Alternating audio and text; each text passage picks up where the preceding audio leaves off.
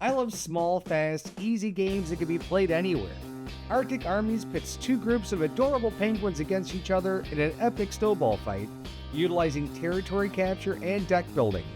This family-friendly two-player game might be the one that you're looking for. And stick around, you can win a copy for yourself. Like a larger, battle-heavy game, we have one of those too. Learn about them both today as I talk with the creator, Magic Beast Games, on the show today. That interview starts now. Hey Garrett, how are you? Pretty good. How's it going, Mike? Great. It looks like you are out in the beautiful weather today. Nice Yeah, fall day. nice fall weather in the Midwest, so it's my favorite time of year. Yeah, we just So, found out we're not too far away from each other, so that's pretty cool. yeah, absolutely. But you are part of Magic Beast Game Design, hmm and you have a game that's out right now that is fast, quick, and adorable. Why don't you tell me about Arctic Armies? So, Arctic Armies was our idea to introduce people to us as a company. We're a fairly new company, like since 2013, but we've only Mhm. been a company for about 2 or 3 years. So, Arctic Armies is a little 15-minute small box game, about the size of an Uno deck, and it plays in 15 minutes because we want people to have those quick interactions. If you're at a game night and you need something to play, but everyone went to get pizza, and you're like, well, now we just have to sit here. It's like, well, why didn't we play a game? So in it, you play as these two troops of penguins that throw snowballs at each other. If anyone's ever played Stratego back in the day, it's like a miniature version of that with the deck building component, because two of my favorite styles of games are deck builders and area control. So it's like a Mhm. mini area control and a mini deck builder played on top of each other in real quick succession so you can play it. It's easy to pick up, great for kids, but it's still interesting enough that we play it all the time. We put it in our pocket, go to bars and play it while we're waiting for our food. So that's the game. Came out at Grand Con last year, which is the Grand Rapids convention.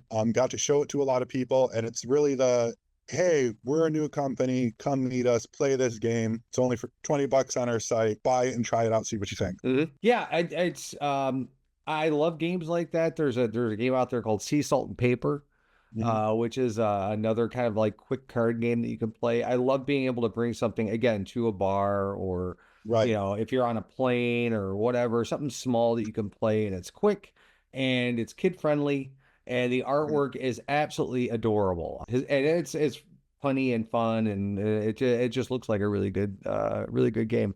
Also, you've been gracious enough to offer to donate a copy of that to the channel. So anyone who is watching in the comments below, and you will qualify to get a copy of this game absolutely free. What inspired you to start making games in 2013? I was in school at the time for graphic design and illustration. I'm the art director for Magic Beast. Huh? Then my best friend, who I grew up with, AJ, who loved games, came over. He had a game idea for a Risk map variant. He was great at putting that together, but he was real crap at drawing. So he took it over, and I'm like, let me deal with it. So I was in school for it at the time when we started making it. We just had a blast with it. That game ended up being a prototype that we hope to put out in the next couple of years, called Siege, which is a medieval area control game. We're working on 2 games right now before we hop on producing another prototype. And we loved it. So all throughout when I was in college, we'd get together and make games and hang out. And that's what we would do. We really wanted to make the games we wanted to play. And we kept playing games and wouldn't it be cool if you could do this? It's like, well, then let's just do this. And then we would make those. Our company was built on like competitive camaraderie, right? Because people would come into our game nights and like, you guys hate each other? It's like, no, we love each other. It's like, you were yelling because he rolled this on his dice. I go, yeah, that's just how we get into it. I would make games for my best friend. My other best friend, Seth Barber, who's my business partner, would make it for us. In 2021, AJ passed away suddenly, very suddenly, due to a heart attack. And we were heartbroken about it, but we thought, well, he made this like just stack of games that was really his passion. And we wanted to share it with people to kind of honor his memory and to honor our friendship. And we really bled that into our identity as a company and our brand as a company of this is about camaraderie. This is about friends. This is about people who might feel like a little bit like outcasts, but then they get into this game and then they find a whole new group of friends by playing the game. That's really that's at the heart and soul of the Magic Beast. And we like games that have a little bit of an edge. There's lots of nice, friendly games that are all really cooperative. And I love those. don't get me wrong. But our tagline for our games is board games with teeth, board games that you can get into the game night and really play with your friends, get really nice and competitive with, and try to get an edge on each other. We were big strategy gamers in the 90s with Command and Conquer and Warcraft, and Mm. we love that type of stuff. So it's our games are trying to create that really LAN party feel to you'll get halfway in the game and your blood will boil and it's like, oh, dice roll the 6. And yeah, that's what we want. We keep pushing our prototypes, and then I'll sit back and watch. And as soon as someone stands up and runs around the room, I go, okay, that's Mission something special. accomplished. Mission accomplished. That's what we're going for. If we get a very polite, yeah, that was fun. It's like we're not happy enough. We're happy when people get into it and they stand around talking about what happened and like, oh, next time I'll do this and this in a very friendly competition type of way. So Yeah, I mean, you want to talk about juxtaposition of gaming styles. I mean, you have yeah, Arctic Armies that is here now. You have a game behind you that's a prototype of something you're creating now, which is yeah. on a completely different level. Can you tell me a little bit more about that? Oh, that's some of the Arctic armies. Oh, So we'll have some of that rotating that's throughout the perfect. That's interview. perfect. Yeah. So this is Beyond the Event Horizon.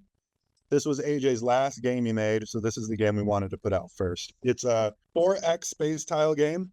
The reason AJ made that one, and the one we were really excited about, he was a big fan of Twilight Imperium, Eclipse, those type of games, and we love those big box games. But at this point, we're married and have kids, and arguing about why I should sit down and play a game for 14 hours, um, and I take up a whole table and a ring. It's really difficult. So part of what we want to do as a company is to get people into games, especially into genres that they're kind of curious about, but get really intimidating. So that's what Beyond the Event Horizons aim to do. Plays in 2 hours, and there's about 30 to 50 multiplayer battles in every game. So we took, as game designers, we took the elements like the politics and stuff, which are all fun, and like, but what we really like is the space combat. So our 4X space tile game puts the combat all the way up, has a streamlined combat system, so that way the combats go really, really quick, and it's this really integrated play. So in 2 hours, it's going to be a 2 hour fast-paced ride of battles. You get beat, come back, put new upgrades on your ships, go back in, start rolling dice, and see if you can get out those battles, and then you get victory points for the amount of battles you win and planets you conquer. It's a lot of fun.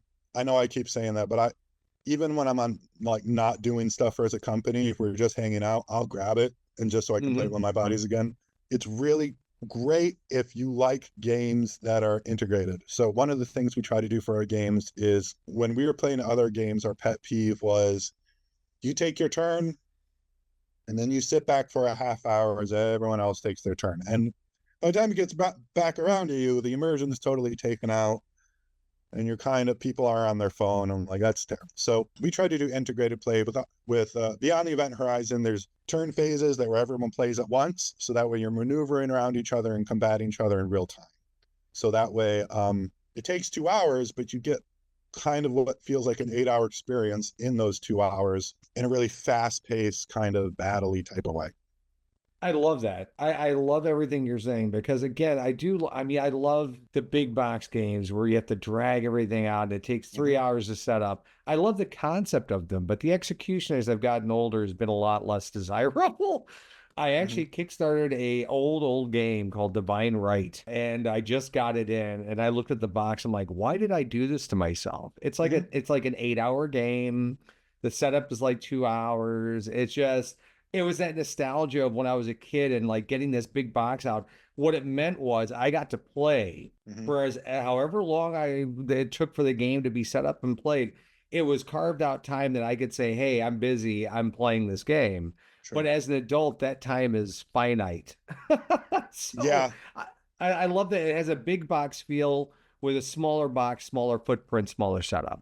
Yeah. That's the idea. Because even if you can get into the big box game, you have to find another 4 people to do it. And that there's so many barriers to entry. And one of the things we really do at this convention is we meet people who are new gamers, right? Who haven't played a lot of games.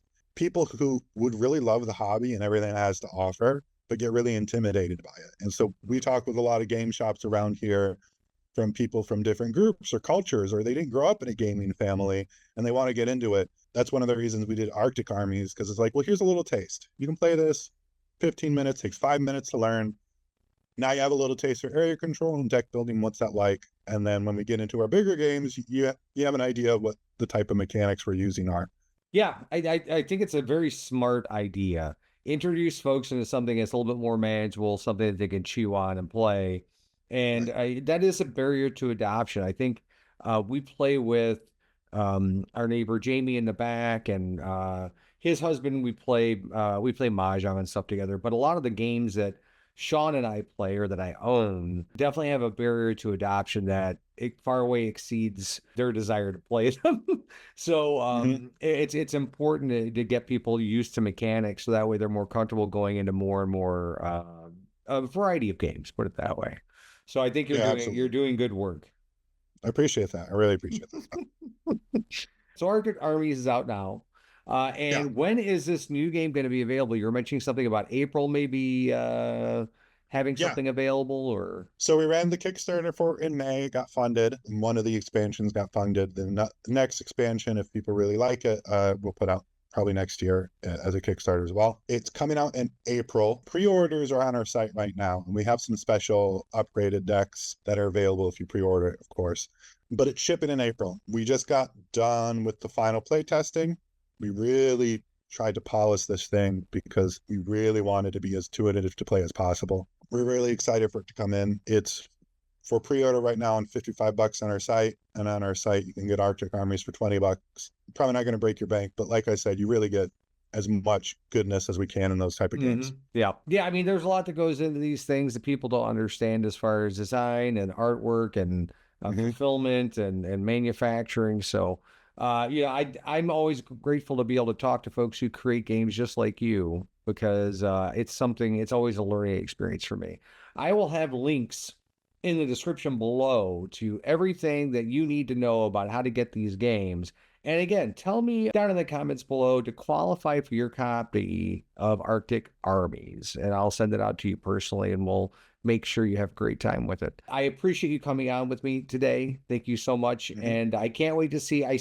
If you take a look at their website, spoiler alert, there's a lot of potential games flowing from their brain pan. So make sure you take a look at what's Yeah. coming up or what's coming out.